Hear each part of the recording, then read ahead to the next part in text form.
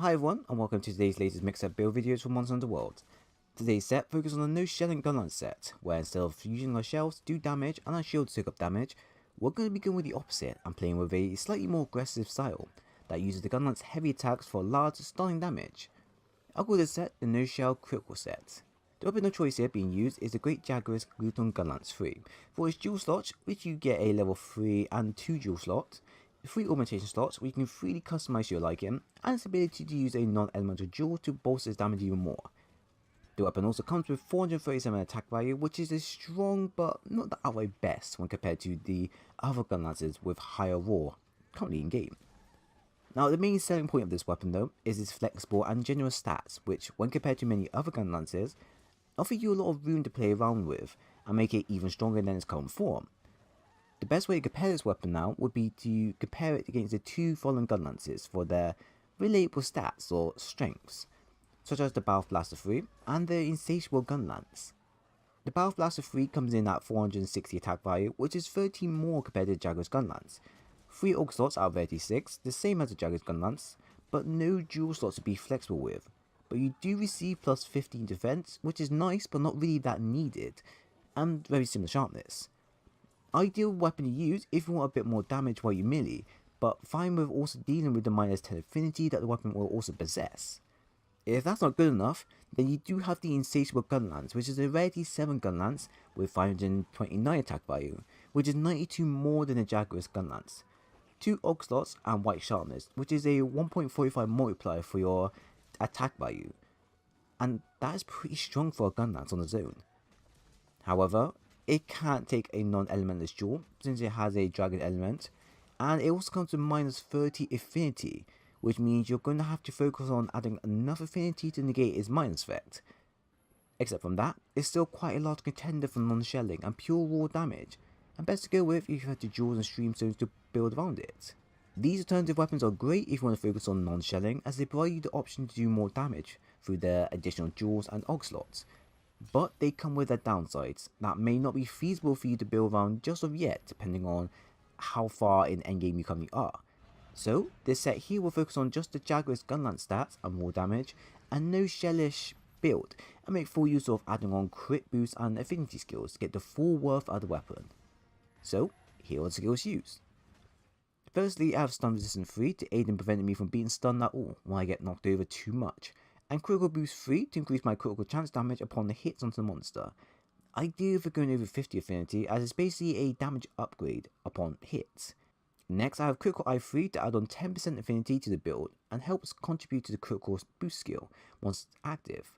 Then I have Weakness Exploit 3 to add on 50% affinity upon monsters' weak points, and is always a desired skill to have for blade sets.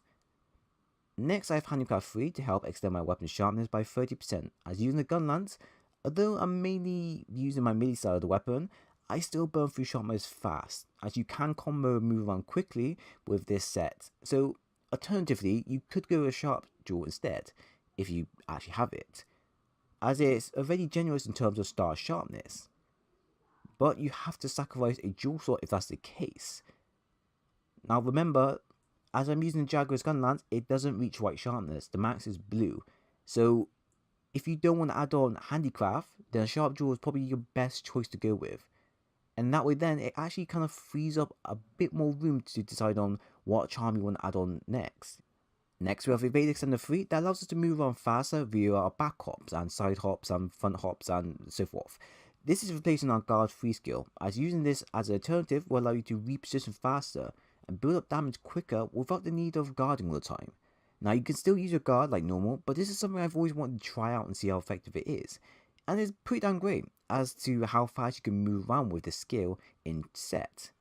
Next we have Maximum Might 3 for the 30% affinity towards our stats and non-elemental boost 1, which provides a massive damage boost to our main weapon. When I mean massive damage boost, I mean quite a large boost in damage that is honestly something you don't want to gain power on. Lastly, we have Wide Range 2, which is from the Nostril Gloves and are useful for supporting-ish your team, but rarely of use. And Health Boost 1 for a plus 15 in health, and something I slapped on to further make the set even more safer for the user. Overall, this will give you an attack value of 529, 100 affinity, 433 defense, and probably the most mobile Gunlance set in game that will offer you a large damage when you get the bar flowing. So this set can pull off some great damage, as I probably previously said, as long as you don't shell. But even if you do shell, it's still not a problem as the damage is always welcoming, even if it's not so high. My damage on monsters vary between 90 plus, 100 plus to 200 plus when I land on their weak points, and I also have my critical damage active, as doing that on monsters' parts can also sometimes land me into either the 50, 70 or even 100 range, but could probably be higher if we had wipe sharpness in play, as with 1.45 multiplier, it really will probably bolster our attack to be over 200 plus. Not anything in the 300 range, but around 220, maybe 230. I can't really say just of yet, but the best way for me to actually try out and know is if I go ahead and use the Insatiable Gunlance. And since I currently don't have the stream zones available to upgrade it, it's not something I can go ahead and play around with. But when I do, I'll definitely make a build video around it. But anyways, it's kind of a tad strange to use this setup for a Gunlance, as Gunlances are more designed around making full use of their shells, which everyone who plays Gunlance generally knows, while also be capable of dealing damage via their blades. So going with one option rather than both, the weapon is designed around, it feels like you're kind of betraying the core design of it. However, you have to admit that the raw damage you can pull on a monster makes it incredibly powerful against any monster you face. Although slow when doing the wide range swipes and overhead slams, the damage is not something you want to skip out on, especially when you also have the Evade Extender 3 active, which will allow you to move left, right, back and forth very quickly, as you can currently see in the video. Now, this was all done to increase our DPS, as it can reduce our downtime by simply dodging at the right moment rather than block, via using our shield all the time. But you're still going to be using your shield every now and then when things don't go as planned. This may be hard for some new users to get used to, as some of you may not be used to not relying on your shield this time around. So don't worry about not being successful at dodging, as it's a hit and miss for many, but do practice a bit and try to mix it up via dodging and shielding until you feel comfortable enough to put the shield down and just dodge instead. But like you currently see in the video as well, I'm not perfect at what I'm doing, and I still use my shield every now and then when I know an attack I'm going up against can't be dodged. So don't feel bad that you can't master this technique, because it's not something that every player has to know.